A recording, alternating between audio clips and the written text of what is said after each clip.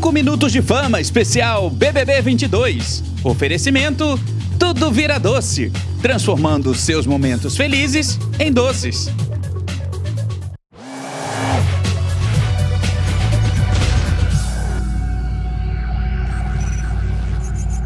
Começa a partir de agora mais uma edição do 5 Minutos de Fama, especial BBB 22. Hoje a gente vai falar sobre a eliminação da Bárbara. Ela deixou o confinamento com 86,02% dos votos. Antes da gente continuar falando, é muito importante que a gente deixe bem claro que esse valor alto, essa porcentagem alta da eliminação da Bárbara, não tem absolutamente nada a ver com aquela confusão que teve lá no jogo da discórdia envolvendo a Maria e a Natália. A Natália, que também está nesse paredão triplo, esses números aí da Bárbara não tem nada a ver. Até porque, assim que as votações abriram lá no site do G-Show, a Bárbara já estava com esse índice bem alto. A diferença era muito grande entre ela e a Natália. E a Natália, gente, teve 9,03% dos votos.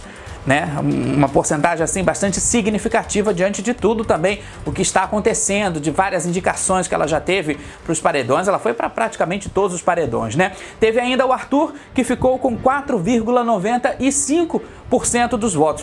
O Arthur, que foi pela segunda vez para o paredão, indicado pela líder Jade Picon, né? Ela que aí está buscando respostas, espero que ela já tenha conseguido as suas respostas, mas pela segunda vez ela indica o Arthur e o Arthur volta com esse índice baixíssimo, né, de votação. Bom, a Bárbara chegou até esse paredão de uma maneira bastante complicada. Foi um mecanismo, basicamente. O que acontece é o seguinte: o Arthur, que foi o indicado da líder Jade, ele tinha direito a um voto de contragolpe, a uma indicação de contragolpe. A princípio, ele iria indicar a Laís, mas acontece que a Laís já tinha sido indicada para o paredão pela Natália, também contragolpe. Então só sobrou a Bárbara para poder o Arthur indicar, porque o objetivo dele é desarticular esse grupo formado pela Jade, né? Ele quer desarticular mesmo, quer ver até que ponto a Jade consegue jogar sozinha sem o auxílio dessas participantes aí, até porque a gente percebeu que nos últimos dias a Jade fez com que a Bárbara fosse bastante útil na questão de trazer e levar informações, principalmente de trazer informações, né? De apurar informações, porque a Bárbara ela tinha livre acesso em todos os grupos da casa, era uma pessoa muito querida. Então a Jade utilizou isso a seu favor, a favor da sua liderança,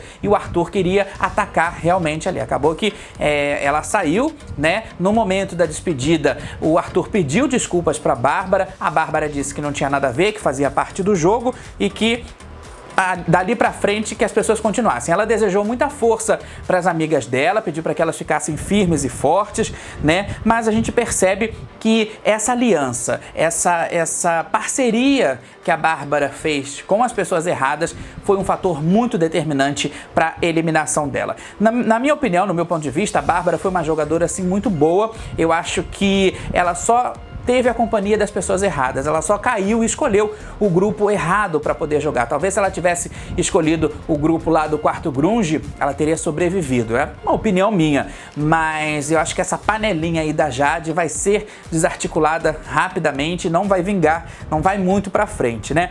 Bom, a trajetória da Bárbara, ela foi marcada assim, a princípio as pessoas olhavam a Bárbara como uma menina loirinha, gaúcha, indefesa, praticamente ali sem muita força, sem muita jogada, e de repente ela vence uma prova de resistência. Ela era dupla com a Laís, foi a primeira prova de resistência. Ela venceu essa prova e mostrou para todo mundo o porquê que ela estava no jogo e o pra quê que ela foi lá jogar, né? Então, a partir daí, as pessoas começaram a ficar com um pouco de medo dela. Mas, como eu falei, era uma jogadora forte, uma jogadora bastante expressiva, participava das festas, eu acho que tinha sempre uma alegria, né? Principalmente quando ela saía das festas e ia pro quarto dormir, descansava um pouquinho, já tinha tomado umas e outras, e descansava um pouquinho, depois voltava pra festa, estava sempre ali interagindo com todo mundo. Eu achei isso legal, acho que ela só realmente se contaminou a partir do momento em que ela escolheu as pessoas erradas. Aliás, essa questão mesmo de escolher as pessoas erradas foi uma questão levantada pelo Tadeu Schmidt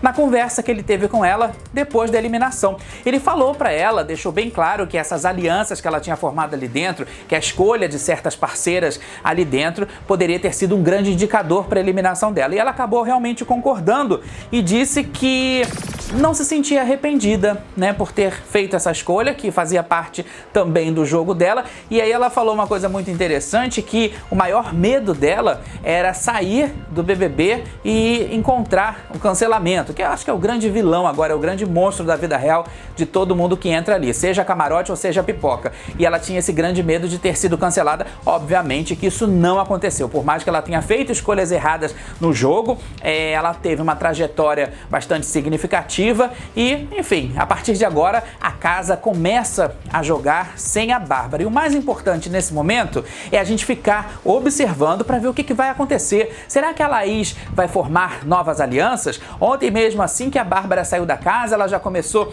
a se rabichar ali para o outro grupo, já começou a falar com pessoas que ela não falava tanto, inclusive se ofereceu até para fazer favor pro Arthur. Olha só a situação, viu? Vamos ficar atentos a partir de agora na Laís, vamos ficar atentos a partir de agora também na Jade para saber o que vai acontecer. Afinal de contas, a Jade continua líder e o que será que vai acontecer ainda nessa liderança e nos próximos dias que seguem na casa mais vigiada e mais comentada do Brasil?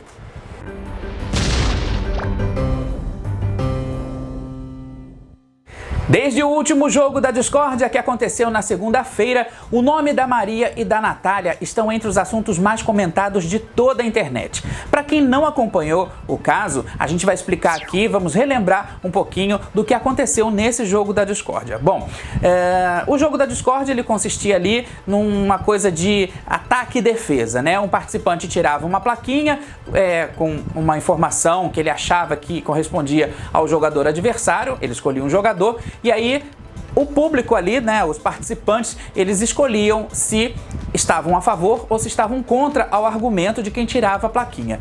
O que aconteceu foi o seguinte: no momento em que nessa dinâmica toda, né, tinha que se jogar um balde de água suja, uma água cenográfica num participante, a Maria acabou utilizando a força física e acabou atingindo a cabeça da Natália.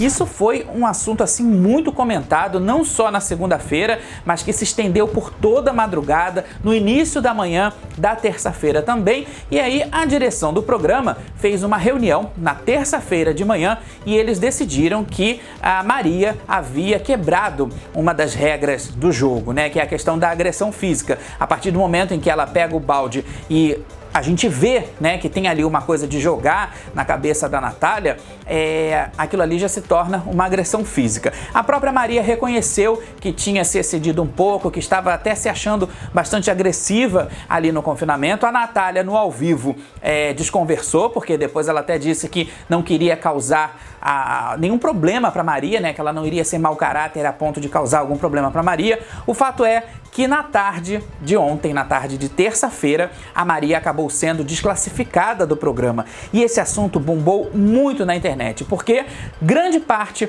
das pessoas estava a favor da desclassificação da Maria, porque perceberam que ela não agiu ali, né, de uma forma acidental. Não foi um acidente, ela agiu propositalmente, ela agiu consciente do que ela estava fazendo. O fato é que também a internet acabou virando um grande tribunal. E é importante a gente sempre dizer aqui que aquilo se trata de um jogo, né? A gente não pode trazer os conflitos, a gente não pode trazer as nossas opiniões sobre os jogadores para a vida real. E eu vi muitas pessoas falando muitas coisas ruins, escrevendo muitas coisas ruins na internet. Então é importante a gente sempre falar sobre isso, né? Que o jogo é um jogo, o que acontece ali fica ali. E aqui na vida real é uma outra história. No confessionário, a Maria pediu desculpas durante o raio-x, na parte da manhã, né? Antes de ser desclassificada, mas depois ela também pediu desculpas, ela, enfim, deixou ali bem claro que ela agiu por impulso. Ela também conversou durante a madrugada com o Vini. E aí a gente percebe que a passagem da Maria pela casa foi uma passagem assim bastante tensa e intensa.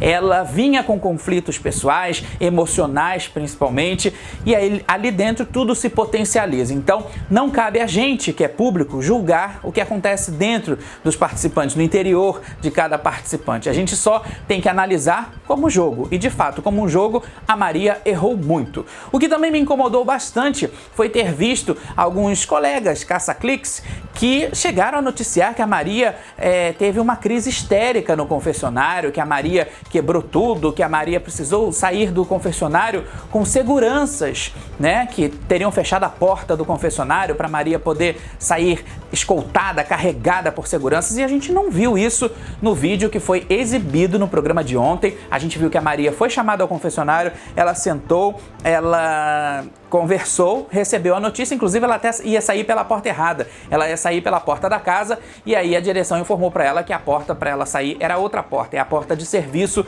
do confessionário. Dentro da casa, a própria Maria chegou a dizer que ela queria ser, talvez, agressiva sim, mas com as palavras e não com a força física. E aí, como eu falei, na minha opinião, eu acho que esse comportamento dela é muito mais impulsivo do que agressivo. Obviamente que o impulso pode gerar agressão, né? Ele pode se concretizar na forma de agressão física, mas a gente não pode julgar se ela agiu certo ou agiu errado. A gente, como eu falei, a gente não sabe o que está passando dentro dela, quais são os conflitos emocionais, enfim, uma série de fatores que ali dentro se tornam grandes fatores. Então, a gente só agradece pela participação da Maria, foi muito bacana. Eu acho que ela viveu intensamente todos esses dias de confinamento. Ela estava ali quietinha, mas estava jogando da forma dela, beijou, né? Foi pro edredom, coisa que ninguém ainda teve coragem de fazer ali, e mostrou pra gente que é possível sim a gente ter força e a gente saber se colocar. Mas eu acho que aqui fora, agora na vida real, a Maria vai aproveitar essa chance para refletir e principalmente para se tornar uma pessoa ainda melhor.